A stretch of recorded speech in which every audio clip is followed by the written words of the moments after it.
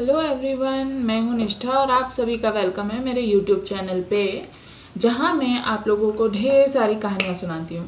तो आज की जो हमारी कहानी है वो 8वीं पुतली की है, सिंहासन बत्तीसी से।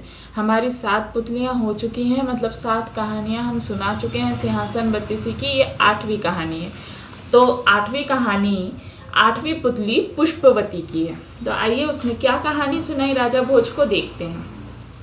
8वें दिन राजा भोज सिंहासन के निकट पहुंचे ही थे कि 8वीं पुतली पुष्पवती अपने स्थान से निकलकर उनके रास्ते में खड़ी हो गई और बोली, हे राजा भोज, आप यशस्वी, गुणवान और प्रजापालक हैं, इसलिए देवताओं का यह सिंहासन आपको प्राप्त हुआ है। लेकिन इस पर बैठने के लिए आप उतावले ना हो। मैं आपको अपने राजा विक्रमादित्य के अतिथि पुरुषार्थ और जन कल्याण भावना से भरी एक कथा सुनाती हूँ। आप ध्यान से इस कहानी को सुने और फैसला करें कि क्या आपने ऐसा कोई पुरुषार्थ किया है। यदि हाँ, तो अवश्य ही आप इस सिंहासन पर बैठने के अधिकारी हैं। राजा को खामोश देखकर 8वीं पुतली ने कथा सुनानी शुरू की। हमारे राजा विक्रमादित्य कला पारखी थे। उन्हें संसार की श्रेष्ठ कलाकृतियां खरीदकर अपने राजमहल में सजाने का शौक था। एक दिन कोई एक आकर्षक घोड़ा लेकर राजा के सामने हाजिर हुआ। उसके यह बताने पर कि वह काष्ठ का घोड़ा है, काष्ठ मतलब लकड़ी का घोड़ा है, राजा और सभी दरबारी हैरान रह गए, क्योंकि हष्ट पुष्ट घोड़ा देखने में हूबहू सजीव लगता था, जिंदा दिखता था। बड़े ने बताया कि यह जितनी तेज गति से साथ जमीन पर दौड़ता है, वह उतनी ही तेज गति से हवा में भी उड़ सकता है और समुद्र की लहरों पर भी उड़ सकता है। राजा ने उचित मूल्य देकर वह घोड़ा खरीद लिया। कुछ दिनों बाद राजा विक्रमादित्य ने शिकार के लिए जाने का निर्णय किया। उन्होंने काष्ठ के घोड़े को अस्तबल से निकलवाया, सैनिक साथ लिए और घोड़े पर सवार होकर चल दिए। जब उन्होंने काष्ठ के घोड़े को दौड़ाया तो उसकी गति देखकर वह बहुत ही प्रसन्न हुए और उसको दौड़ाते ही चले गए।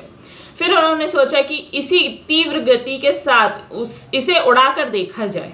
जब कल पुर्जों को दबाया गया तो घोड़ा हवा में उड़कर पवन वेग से बातें करने लगा। वह इतना तेज उड़ रहा था कि उस पर स्वयं को संभालना राजा के लिए बहुत कठिन हो गया था। राजा ने उसे नीचे उतारने के लिए कल पुर्जे दबाया तो वह जमीन पर उसी तीव्रता से उतरने लगा और राजा लेकिन संभल न जाने सकने के कारण घने वन में एक मजबूत शाखाओं वाले पेड़ से जा टकराया।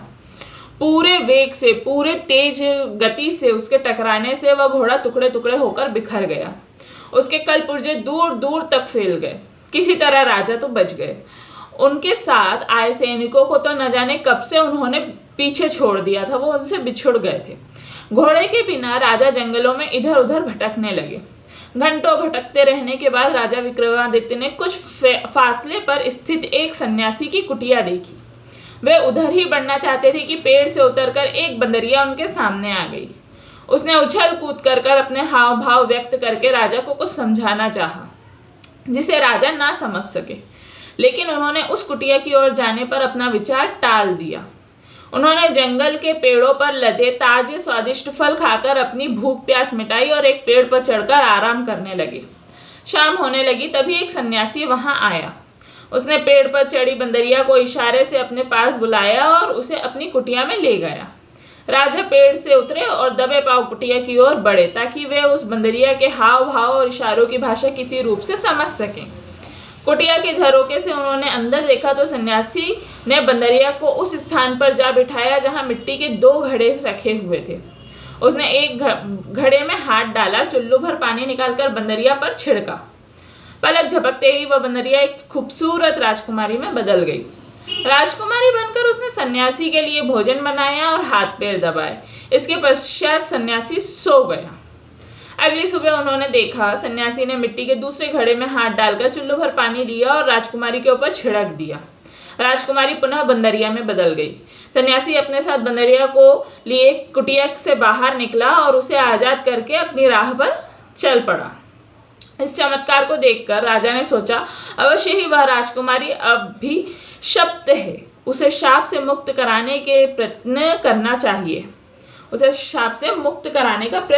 चाहिए। पेड़ पर आ बेटी बंदरिया ने राजा विक्रमादित्य की ओर देखकर फिर कुछ ऐसे हाव भाव व्यक्त करके आरंभ किए जैसे उसका सहयोग मांग रही हो। व्यक्त करना आरंभ किए। राजा विक्रमादित्य उसे लेकर साधु की कुटिया में पहुंचे। बंदरिया को उसी तरह दोनों घड़ों के पास बैठाया जैसे सन्यासी को करते हुए राजा विक्रमादित्य ने देखा था। फिर एक घड़े से चुल्लू भर पानी लेकर बंदरिया पर छिड़क दिया। पलक झपकते ही चमत्कार हो गया, बंदरिया राजकुमारी बन गई। राजकुमारी बनते ही उसके अंदर आदर भाव से हाथ जोड़कर कहा, महान राजा विक्रमादित्य का मैं अभिवादन करती हूँ। उसकी अद्वितीय सुंदरता को देखकर मोहित हो उठे राजा ने कहा, तुमने कैसे जाना कि मैं राजा विक्रमादित्य हूँ?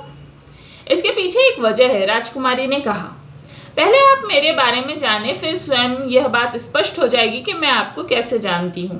राजकुमारी ने बताना शुरू किया। मैं कामदेव और अप्सरा पुष्पवती की संतान कामिनी हूँ।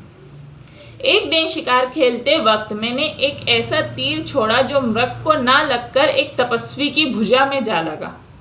मेरे सामने आने पर तपस्वी ने क्रोध में आकर मुझे शाप दे डाला कि मैं आधा समय बंदरिया बनकर और आधा समय राजकुमारी बनकर एक तपस्वी की सेवा में गुजारा करूंगी।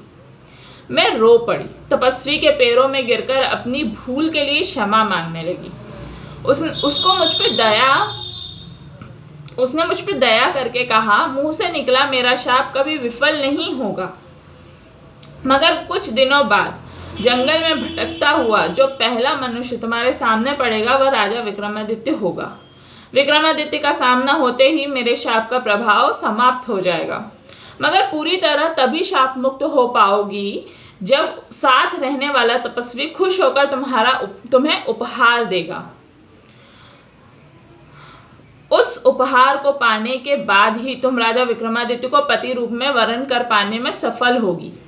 अतः मैं आपको देखते ही पहचान गई कि आप राजा विक्रमादित्य हैं और मुझे शाप मुक्त कराने के लिए आए हैं, मगर मैं आपको तभी अपना सकती हूँ जब सन्यासी प्रसन्न होकर मुझे कोई उपहार दे, और मैं आज उससे कोई उपहार मांगूंगी, राजकुमारी ने कहा। तत्पश्चात राजा ने दूसरे घड़े का पानी छिड़ककर उसे फिर बंदरिया बना दिया। इसके बाद वो पास के पेड़ की शाखाओं में जाकर छुप गए। शाम को तपस्वी आया। उसने पानी छिड़ककर बंदरिया को वापस से राजकुमारी में बदल दिया। राजकुमारी ने उसके पैर दबाते हुए उससे उपहार मांगा। तपस्वी ने हवा में हाथ लहराया। उसके हाथ में ताजा खिला हुआ कमल का पुष्प आ गया। उसे राजकुमारी को देते हुए उसने कहा, इसे संभाल कर रखना। यह चमत्कारी पुष्प है, यह हमेशा खिला ही रहेगा। प्रतिदिन तुम्हें एक रत्न देगा। फिर ठहर कर बोला, और मैं यह भी जान गया हूं कि तुम्हारे जीवन में तुम्हारा मनोवांछित वर राजा विक्रमादित्य आ गया है। आज से तुम शाप मुक्त हो। राजा विक्रमादित्य को पति के रूप में अपनाकर अपना शेष जीवन सुखपूर्वक उसके साथ गुजारने जा सकती हो। यह कमल पुष्प मेरी ओर से राजा विक्रमादित्य को उपहार में दे देना। यह कहकर सन्यासी ने राजकुमारी कामिनी को अपनी कुटिया से विदा किया।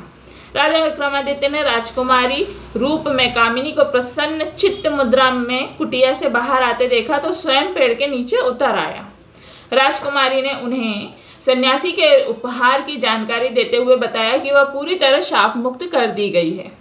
विक्रमादित्य ने खुश होकर दोनों बेतालों को याद किया। बेतालों ने राजा और राजकुमारी को उनके नगर के बाहर छोड़ा और विदा हो गए। राजकुमारी के हाथ में खिला कमल का पुष्प देखकर एक बच्चा मचल उठा। राजा ने वह कमल पुष्प बच्चों को दे दिया। चमत्कारी कमल पुष्प पाकर बच्चा प्रसन्न हो उठा। राजमहल में पहुंचकर राजा ने कामिनी से विवाह किया और आराम से रहने लगे। कुछ दिनों बाद राज्य का दीवान एक गरीब आदमी को पकड़कर राजा के सामने ले आया और जानकारी दी कि वह कुछ बहुमूल्य रत्न बेचने का प्रयास कर रहा था। उसे यहाँ इसलिए पकड़कर लाया गया है कि गरीब होते हुए भी उसके पास इतना बहुमूल्य रत्न कहाँ से आया है।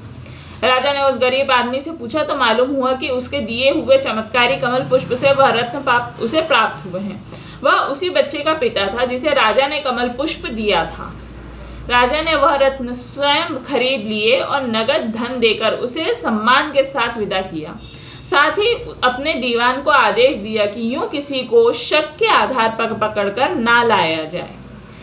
पुतली पुष्पवती के मुंह से इस कथा को सुनकर राजा भोज अपने महल की ओर वापस लौट गए, जैसा कि वो हर बार करते थे। तो ये कहानी आपको कैसी लगी ज़रूर बताइएगा। और मैं बीच बीच में कहानी सुनाने में कहीं कहीं अटक जाती हूँ, तो उस चीज़ को प्लीज़ इग्नोर कर दीजिएगा, क्योंकि हर कोई अटकता है, तो उस चीज़ को प्लीज़ इग्नोर करिएगा। और अगर आपको कहानी अच्छी लगी हो तो मेरे चैनल को सब्सक्राइब ज़रूर करिएगा, ताकि आगे भी आपको ऐसी कहानियाँ सुनने को मिलती रहें। और लाइक ज़रूर करिएगा इस वीडियो को। तो आज के लिए बस इतना ही। Bye bye.